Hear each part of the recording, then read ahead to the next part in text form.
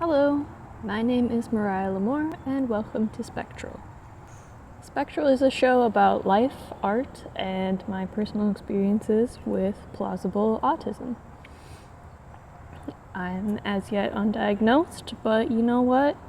All signs point to yes, so I'm gonna go with that for now because the evaluation is scheduled out about 2.5 to 3 years right now.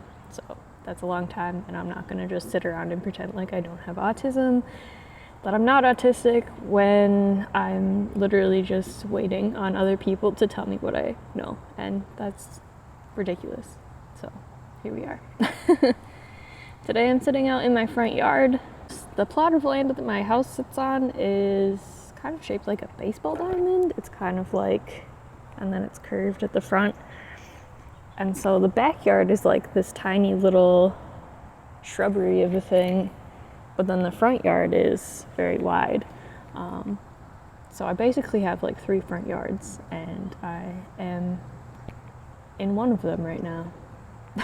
And so I get to have a little cozy setup, kind of in a number of different places, and that helps me think. I've been coming outside every morning. Kind of what I wanted to talk about today, even though I've been rambling for 5 minutes, is environment. I've always had the idea that environment is really important, and it kind of goes beyond, or at least, it like narrows in from like the environment, the one environment.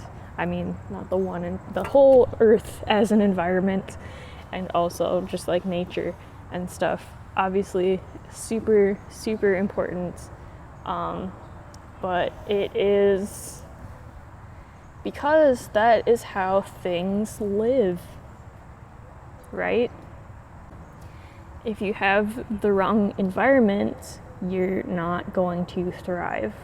Whereas if all of your optimal conditions are met in your like space around you, then you're gonna do really well. And this goes for plants, this goes for animals, and this definitely goes for humans as well. But humans seem to be the only ones who like specifically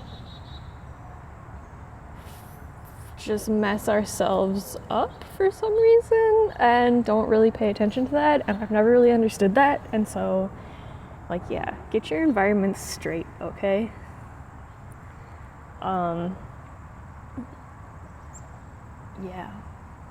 Whatever that means for you, if it's like a small, cozy, like dimly lit little space, or if it's like you gotta sit outside in the morning when it's sort of light out and you get some fresh air and stuff, like figure out what works best for you and create that environment as much as possible, because that's going to help you live as a human being and not like shrivel up and die, because that stuff can happen. I've been trying to start my own businesses, which I have probably mentioned because it's the like top thing on my brain space, and it's been hard because I do need to earn an income. I haven't been earning an income for a while, and that puts strain on myself and my husband, who has been taking care of me and has been very, very gracious.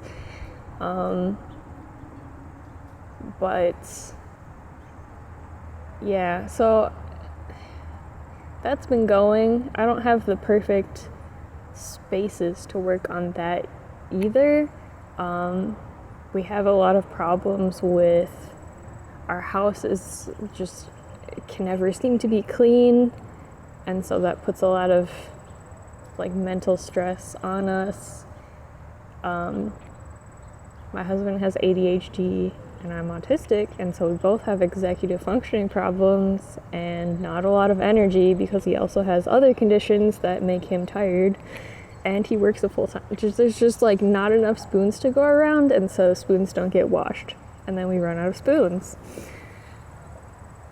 And I mean that literally and conceptually. So there's a lot going on there, and I don't know if any of the things that I'm saying make any sense, but hopefully you can draw a little nugget of wisdom out of this while my brain is bopping from one end of anything to another, and I'm just trying to verbalize things without writing them down first, and that's always a problem. So let's maybe just keep practicing that and see how that goes, I guess. But anyway, I've been trying to apply for jobs again, and I just have a terror of jobs at this point. I do not want to be in them. I get excited about experiencing new environments. I get pretty excited about like conceptualizing the good parts about the new environment and kind of the new experiences, because I'm a person who really loves to observe and kind of see what weird little fascinating things happen everywhere, and that's a great trait to have, but it is also, it sets me up for disappointment a lot, because I can't just stand outside of things and watch them happen. I need to, like, I'm forced to participate in them and have a hand in them, and sometimes that's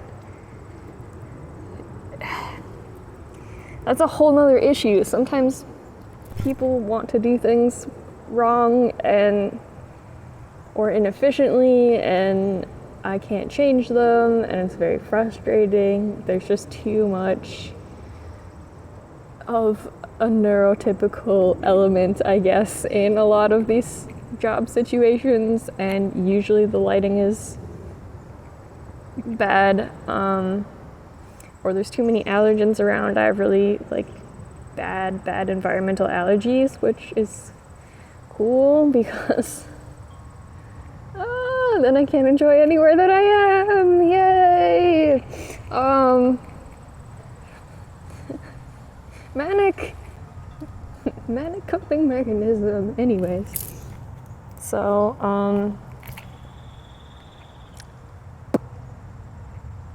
jobs are bad is a phrase that I've literally said to an employer once, and whoops. Miraculously, I was not fired. I left on my own from that one, and then they were very upset that I left and could not fathom, and I was like, you know what, I have told you so many times that I am overwhelmed and cannot do it, and you have not done anything about it.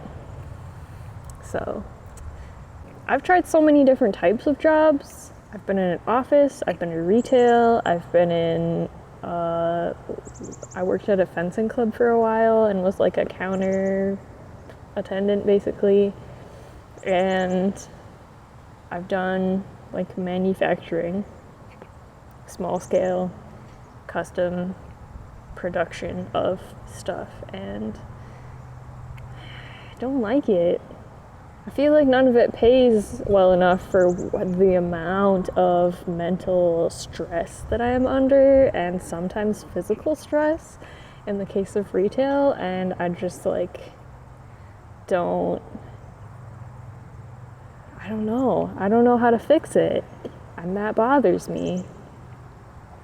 So I've kind of come to the conclusion that trying to start my own businesses is the only way to effectively live in a way that doesn't hurt me and still maybe also supports my family. Yay! And oh god, it's not going well so far. I'll be honest, it's not going well so far, and I don't really know what I'm doing right, and I don't really know what I'm doing wrong, and I'm going to be taking some business classes starting tomorrow, and I'm unclear if that's going to help, and we're just trucking along here. This is a little bit of an appeal, I guess. I'm going to plop my PayPal down in the description of this video, and if you're feeling generous, you've seen something that you liked here and you would like more of the good stuff and less of the hectic stuff, then I know this is only my second video, but you know what? Why wait? Let's just throw it down in there. So,